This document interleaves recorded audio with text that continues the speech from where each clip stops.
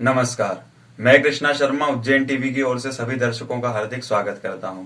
आइए बढ़ते हैं शहर के प्रमुख समाचारों की ओर। नागझिरी उद्योगपुरी स्थित पोहा फैक्ट्री में शॉर्ट सर्किट से लगी आग में 3 महिला मजदूरों की मौत हो गई तथा 1 महिला मजदूर झुलस गई। नागझिरी क्षेत्र के उद्योगपुर में संचालित पोहा फैक्ट्री बिंदर प्रोसेस में शाम 5:30 बजे उस समय अफरा तफरी मच गई जब वहां रखे रॉ मटेरियल में अचानक आग लग गई। आग की सूचना पर 3 दमकल वाहन मौके पर पहुंचे और आग पर काबू पाया गया। फायर कर्मी अंदर पहुंचे तो एक के बाद एक 3 महिला मजदूरों की लाश मिली। मृतकों में दुर्गाबाई पति राधेश्याम उम्र 45 साल निवासी बोरखेड़ी आगर मालवा, ज्योति पति उम्र 25 साल निवासी नागझिरी, क्षमाबाई पति प्रभुलाल मालवीय उम्र 45 वर्ष निवासी नेहरू नगर नागझिरी के रूप में पहचान हो पाई है। वहीं सीमा नाम की महिला को घायल अवस्था में जिला अस्पताल में भर्ती करवाया गया और मृतकों के शवों को पोस्टमार्टम के लिए लाया गया। आग से तीनों लाशें इस तरह जल चुकी थी कि उन्हें पहचान पाना भी मुश्किल हो रहा था। आग कैसे लगी यह तो साफ नहीं हो पाया, लेकिन फैक्ट्री में बड़ी मात्रा में पोहा बनाने का रॉ मटेरियल रखा था। हालांकि उज्जैन कलेक्टर आशीष सिंह ने इंडस्ट्री सेफ्टी और फायर सेफ्टी के अधिकारियों को 3 दिन में जांच रिपोर्ट पेश करने का कहा है। इसके बाद ही स्थिति साफ हो पाएगी।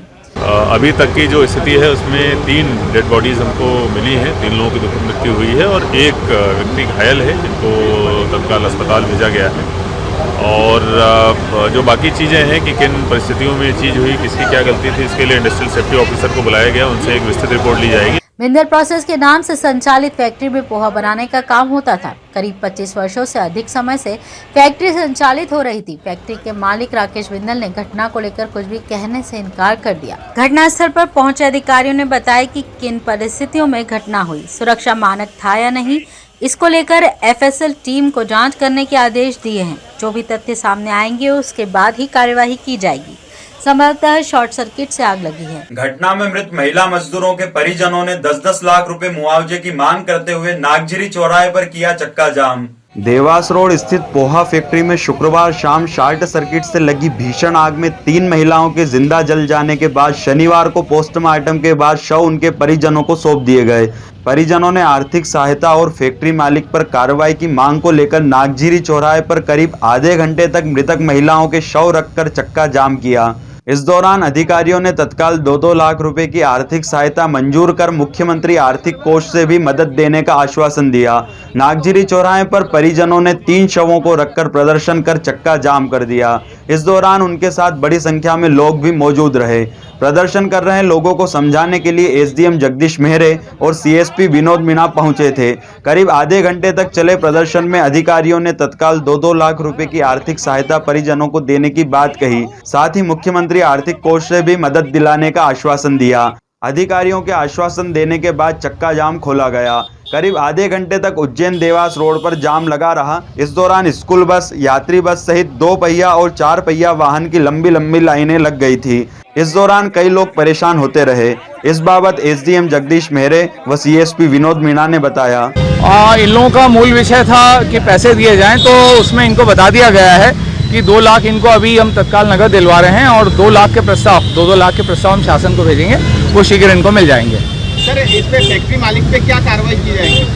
फैक्ट्री मालिक के संबंध में एफआईआर या जो भी कार्रवाई थाने पे दर्ज हुई है और उसमें जो भी तफ्तीश होगी, जो इन्वेस्टिगेशन होगा, उसके आधार पे सारी अपन कार्रवाई हो जाएगी। मुकदमा दर्ज करने का बोला है फैक्ट्री मालिक पे। अग्नि यंत्र नहीं पाए गए थे घटना स्थल के दौरान, तो क्या उसके खिलाफ ये कार्रवाई की जाएगी? देखिए, ये सारा इंडस्ट्रियल सेफ्टी और इलेक्ट्रिकल सेफ्टी और भी जो सारे विभाग हैं उन सभी को इस जांच में इन्वॉल्व किया गया है।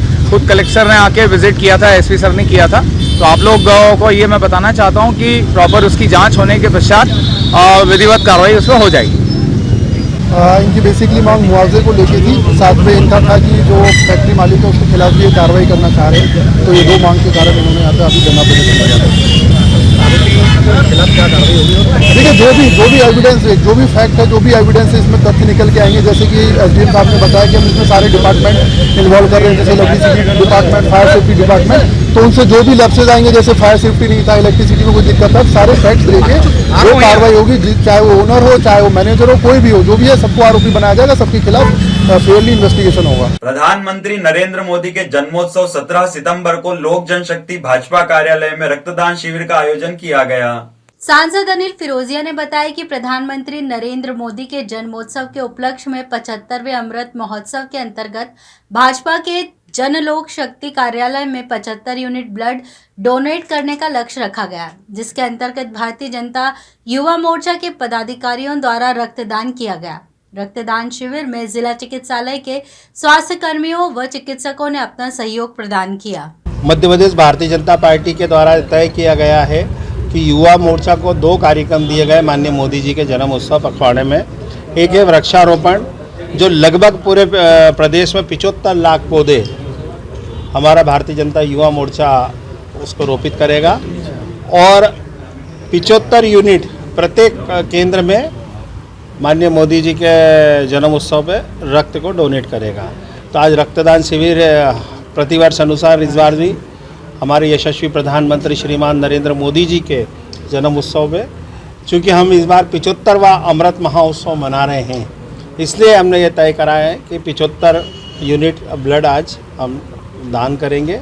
उसी तारतम्य में भारतीय जनता पार्टी कार्यालय में, लोक शक्ति कार्यालय में हमारे जिला अध्यक्ष बहादुर सिंह जी बोरमुंडला, विवेक जोशी जी, हमारे युवा मोर्चा के नेता जयंत राव गरुड़ के नेतृत्व में आज यहाँ युवा मोर्चा के सभी कार्यकर्ता 75 यूनिट ब्लड दान करें। कांग्रेस सदस्यों द्वारा प्रधानमंत्री नरेंद्र मोदी के जन्म दिवस को बेरोजगारी दिवस के रूप में मनाकर देवास गेट पर प्रदर्शन किया गया।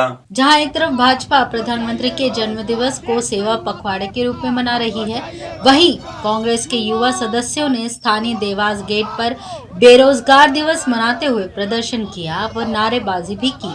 कांग्रेस जनों ने बेरोजगारी दर्शाने के लिए फल फ्रूट का ठेला भी थकाया। इस बाबत उत्तर विधानसभा अध्यक्ष दीपेश जैन ने बताया। आज 17 सितंबर है, नरेंद्र मोदी जी का जन्मदिन है। भारतीय जनता पार्टी सेवा पखवाड़ा बना रही है। पूरा देश जानता है कि सेवा किन 2 व्यापारियों की हो रही है। ये गरीब परेशान है, बेरोजगार युवा परेशान है, किसान परेशान है, देश का हर वर्ग परेशान है, और ये सेवा पखवाड़ा बना रहे हैं। मजाक बना रखा है देश और सरकार का, सत्ता का। हमारी मांग है, युवा कांग्रेस की मांग है कि देश में बेरोजगारी पिछले 45 वर्षों से चरम सीमा पे है। इसका नरेंद्र मोदी जी को जवाब देते हुए आज इस्तीफा देना चाहिए, और अपना जन्मदिन मना रहे हैं। देश में उन्हें चीते लाने की चिंता है, पर जो गाय माता सड़कों पे मर रही है उसका जवाब उनके पास नहीं है। आज आपने किस प्रकार से विरोध प्रदर्शन? आज युवाओं ने फल फ्रूट का ठेला लगा के आज सांकेतिक रूप से हमने प्रदर्शन किया है कि देश में बेरोजगारी बढ़ रही है। आज जन्मदिन मनाने के लिए उनको युवाओं को रोजगार देना था, महंगाई कम करना थी, 5-10% एक्साइज ड्यूटी कम करते पेट्रोल डीजल पे, तो आज लगता है कि देश के प्रधानमंत्री का जन्मदिन है। इसलिए हमने आज विरोध स्वरूप ये प्रदर्शन करके फल फ्रूट बेच के एक सांकेतिक रूप में हमने बताया है कि आज युवा बेरोजगार है, वो इस तरीके का व्यापार करने के लिए मजबूर है। आज पढ़ा लिखा युवा रोजगार मांग रहा है, जो कि ये पर्याप्त मात्रा में उपयुक्त नहीं कर पा रहे हैं। विश्वकर्मा जयंती पर जिला चिकित्सालय में 108 संजीवनी वाहनों की साज सज्जा करके वरिष्ठ अधिकारियों द्वारा पूजन किया गया। भगवान विश्वकर्मा जयंती पर जिला चिकित्सालय में 108 संजीवनी वाहनों का पूजन मुख्य चिकित्सा एवं स्वास्थ्य अधिकारी डॉक्टर संजय शर्मा, जिला स्वास्थ्य अधिकारी doctor SK Singh, RMO doctor Bhojraj Sharma, जिला पैथोलॉजिस्ट डॉक्टर एसएन भिलवार, वरिष्ठ चिकित्सक डॉक्टर जितेंद्र शर्मा द्वारा किया गया। इस अवसर पर 108 के जिला कोऑर्डिनेटर गौतम राजपूत, चालक सुरेश कुमार सिसोदिया, चालक जयसिंह दरबार व सुरेंद्र शाक्य भी उपस्थित थे। पशुओं को संक्रमित करने वाले लंपी वायरस ने देश भर में कहर मचा रखा है। उज्जैन संभाग में भी 6 पशुओं की मौत हो गई। बचाव के लिए किया जा रहा है टीकाकरण। दरअसल पशुपालन विभाग भारत सरकार द्वारा जारी एडवाइजरी के अनुसार रोगों की रोकथाम और बचाव हेतु उपाय करने में जुटा हुआ है। संभाग में अभी तक 1362 संक्रमित पशु पाए गए हैं, जबकि 1114 पशु रोग मुक्त हो चुके हैं। कुल लगभग 8000 पशुओं में रोग के रोकथाम हेतु टीकाकरण किया जा चुका है। टीकाकरण सतत रूप से जारी है। एक टीका पशुओं का 6 रुपए का होता है। ऐसे में शासन तो मदद कर ही रहा है। जहां स्थिति सामान्य है वहां भी आम जन पहले से वैक्सीनेशन में जुटे हैं और जागरूकता फैला रहे हैं। पशुपालन विभाग के साथ अब आमजन भी पशुओं को निःशुल्क वैक्सीनेशन कराने में जुट गए हैं और घर घर जाकर ग्रामीण क्षेत्रों में संदेश दे रहे हैं कि दूध पीने से किसी प्रकार का रोग आपको नहीं होगा। जो डॉक्टर द्वारा सलाह दी गई है उसका पालन करें। वहीं ग्रामीण क्षेत्र में जहां जानकारी के अभाव में ग्वाले दूध निकालने में असावधानी बरत रहे हैं, वहां उन्हें भी सलाह दी जा रही है।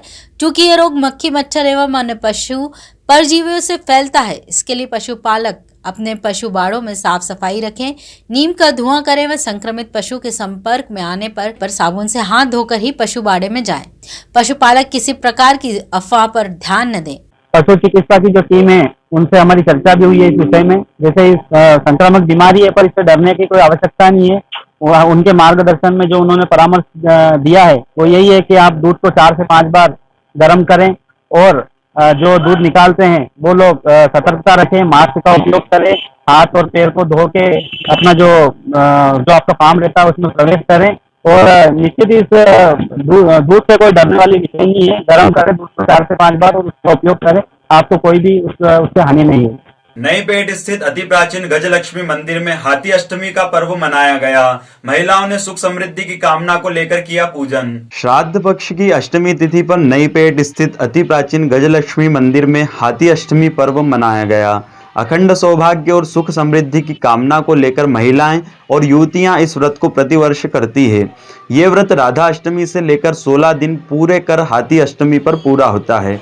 महाभारत काल में अर्जुन ने मां कुंती के लिए स्वर्ग से ऐरावत हाथी बुलाया था। व्रत पूजन करते समय हाथी पर सवार लक्ष्मी की प्रतिमा का पूजन करने का विधान है। पुजारी पंडित राजेश शर्मा के अनुसार ये प्रतिमा 2000 साल पुरानी है और स्फटिक से बनी हुई है। करीब 5 फीट ऊंची है और एक ही पाषाण पर निर्मित है। मां गजलक्ष्मी की ये प्रतिमा ऐरावत हाथी पर सवार होकर पद्मासन मुद्रा में दिखाई देती है।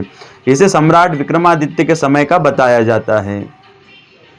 मध्य प्रदेश शासन की मुख्यमंत्री तीर्थ दर्शन यात्रा के तहत उज्जैन से 295 यात्री रामेश्वरम के लिए रवाना हुए। उज्जैन जिले से मुख्यमंत्री तीर्थ दर्शन यात्रा के दौरान रामेश्वरम के लिए 295 यात्री व 6 अंगरक्षक रवाना हुए। यात्रा 17 सितंबर को रवाना हुई व 22 सितंबर को वापसी होगी। रेलवे स्टेशन पर यात्रियों को टिकट वितरण किए गए व उनके स्वागत के साथ स्वल्पाहार भी वितरित किए गए। महानंदा स्थित इस्कॉन मंदिर में मनाए जा रहे भक्ति चारू जी महाराज के 4 दिवसीय जन्मोत्सव में देश विदेश से पहुंचे भक्त।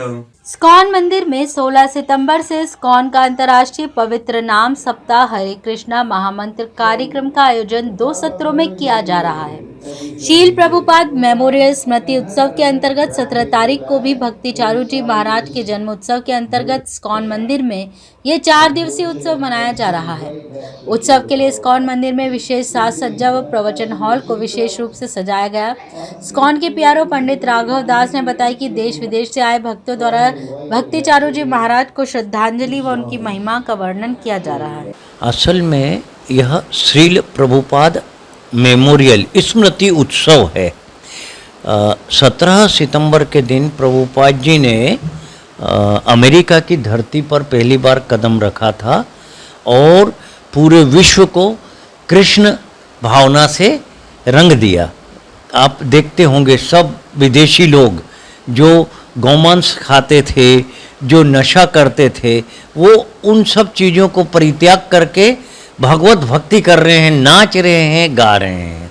तो उनकी स्मृति में यह उत्सव मनाया जा रहा है। सौभाग्य से 17 सितंबर को ही हमारे गुरु महाराज जो कि दिवंगत हो चुके हैं परम पूज्य भक्ति चारू स्वामी जी महाराज का जन्म दिवस भी है। नरवर निवासी युवक को मवेशी चराते वक्त अज्ञात बाइक सवार ने टक्कर मारकर किया घायल। जिला चिकित्सालय में अपना उपचार करा रहे नरवर ग्राम गोंदिया निवासी राज पिता विजय सिंह पवार उम्र 21 वर्ष मवेशी चराने के बाद अपने घर लौट रहा था, तभी एक अज्ञात बाइक सवार ने राज को बाइक की चपेट में ले लिया, जिसके कारण उसके हाथ, पैर व सिर पर गंभीर चोट आई और वह अचेत हो गया। वहां भीड़ जमा हो गई। विजय की माता लालीबाई ने उसे नरवर अस्पताल में भर्ती करवाया, जहां से उसे जिला चिकित्सालय उज्जैन रेफर कर दिया गया।